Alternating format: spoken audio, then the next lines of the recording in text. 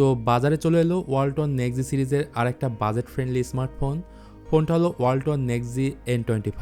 ফোনটির প্রাইস 13,999 টাকা, থাকছে 8GB RAM, 128GB storage, IP52 rating, 5000 mAh battery এবং 4GBটির মতো চমৎকার ফিচার। সো যাদের বাজেট 13 থেকে 14,000 টাকা এবং এই বাজেটে আসলে ফোনটা কেমন হবে সেটাই জানাবো আজকের ভিডিওতে। প্রথমে যদি NexG N25 এর ডিজাইন অ্যান্ড বিল্ড কোয়ালিটি নিয়ে কথা বলি, বেশ মিনিমাল একটা বক্সি ডিজাইন দেখতে পাবেন, যেটা দেখতে ওয়ালটনের অন্যান্য ফোন থেকে কিছুটা হলেও আলাদা। যেখানে বড় বড় 3টি ক্যামেরা বাম্প আছে, তার ঠিক নিচেই আছে LED ফ্ল্যাশ লাইট, আর বডি ফিনটিতে থাকছে মেটালিক ফিনিশ। 8.65 মিলিমিটার হচ্ছে এই ফোনটার থিকনেস এবং 179 গ্রাম হলো এই ফোনটার ওজন। ফোনটার ডান পাশে পাবেন ভলিউম রকার ও পাওয়ার বাটন, আর এই পাওয়ার বাটনটাই মূলত সাইড মাউন্ট ফিঙ্গারপ্রিন্ট সেন্সর। উপরের দিকে কিছুই নেই এবং নিচের দিকে পাবেন 3.5 millimetre audio jack, microphone, USB Type-C port ও স্পিকার গ্রিল। যেহেতু এটা বাজেট ফোন তাই বেশ কিছু জিনিস এখানে কস্ট কাটিং করা হয়েছে, যেমন secondary noise cancelling mic, stereo স্পিকারের মতো গুরুত্বপূর্ণ ফিচারটি এখানে দেওয়া হয়নি। তো N25 পাওয়া যাবে 3টি কালারের সাথে, প্যাসিফিক সিলভার, রেডিয়েন্ট পার্পল এবং স্যান্ড ব্ল্যাক। এবার তাহলে আসি ডিসপ্লেতে।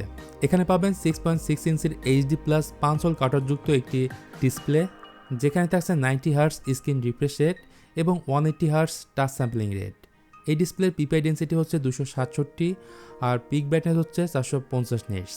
সো আউটডোরে ডিরেক্ট সানলাইটে এই ফোনটা যখন ব্যবহার করবেন তখন কম ব্রাইটনেস পাবেন।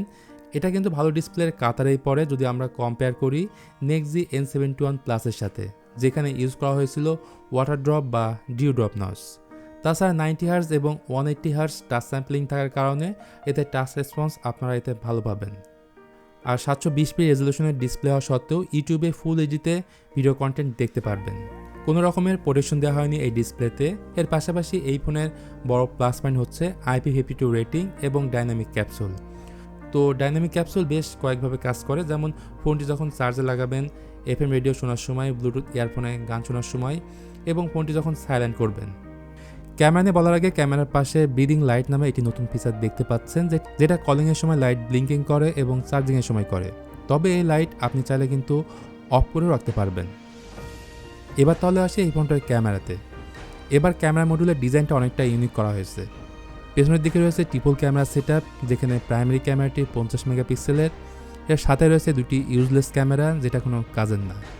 আর HDR মোড অন করে নিলে পিক্সেল আউটপুট আপনি এতে ভালো পাবেন। এক কথায় সোশ্যাল লেডি টাইপের ছবি পাবেন এই ফোনে। সামনে এবং পেছনে ক্যামেরা দিয়ে আপনি ভিডিও রেকর্ড করতে পারবেন সর্বোচ্চ 1080p 30fps-এ। এতে কোনো ভিডিও স্টেবিলাইজেশন থাকছে না। পারফরমেন্স সেকশনে আসলে এতে পাবেন এন্ট্রি লেভেল বা লোবাল সেগমেন্টের একটি প্রসেসর ইউনিসক T616, যেটা 12 ন্যানোমিটার টেকনোলজির উপর বেস। বলা যায় বেসিক কাজের জন্য বা ডে টু ডে লাইফে সব ধরনের কাজ করার জন্য ঠিক আছে। এর আন্তর্জাতিক স্কোর খারাপ না, প্রায় 3 লাখের মতো। র্যাম রয়েছে 4GB plus 4GB rapid memory, storage হচ্ছে 128GB। এখানে র্যাম টাইপ থাকছে LPDDR4X এবং স্টোরেজ টাইপ থাকছে UFS 2.2। এখানে বলে রাখি এটা গেমিং ওরিয়েন্টেড কোনো স্মার্টফোন না, তারপর আপনারা টুকটাক গেম খেলতে পারবেন, সেক্ষেত্রে ফ্রেম ড্রপ বা ল্যাগ অবশ্যই পাবেন। ওয়ালটন তাদের এই ফোন বেশ ভালোভাবে অপটিমাইজ করেছে। তাদের নিজস্ব UI DDoS এই ফোনে ইউজ করা হয়েছে এবং ব্যাকএন্ডে থাকছে Android 13। তবে ওয়ালটনের পক্ষ থেকে ক্লিয়ারভাবে বলা হয়নি ইন ফিউচারে কোনো আপডেট আসবে কিনা, তবে ধরে রাখেন কোনো আপডেট আপনি পাবেন না। এবার যদি আমরা ফোনটার ব্যাটারিতে আসি, ফোনটাতে রয়েছে 5000 mAh ব্যাটারি আর বক্সে আছে মাত্র 10 ওয়াটের চার্জার, যেটা দিয়ে এই ফোনটিকে ফুল চার্জ করতে প্রায় 2.5 থেকে 3 ঘন্টার মতো সময় লাগবে। সেন্সর সিকিউরিটি নিয়ে বললে এতে সাইড মাউন্ট ফিঙ্গারপ্রিন্ট সেন্সরের পাশাপাশি ফেস আনলক আছে, তবে জাইরোস্কোপ সেন্সরটি থাকছে না। চলুন তাহলে এক নজরে দেখে নেই ফোনটির ভালো দিক এবং খারাপ দিক। ভালো দিক নিয়ে বললে এতে IP52 রেটিং আছে, ডাইনামিক আইল্যান্ডের পাশাপাশি নোটিফিকেশন লাইট আছে, ক্লিন একটা ইউজার এক্সপিরিয়েন্স পাবেন আর ডিজাইনের মধ্যে একটা প্রিমিয়াম ভাব আছে।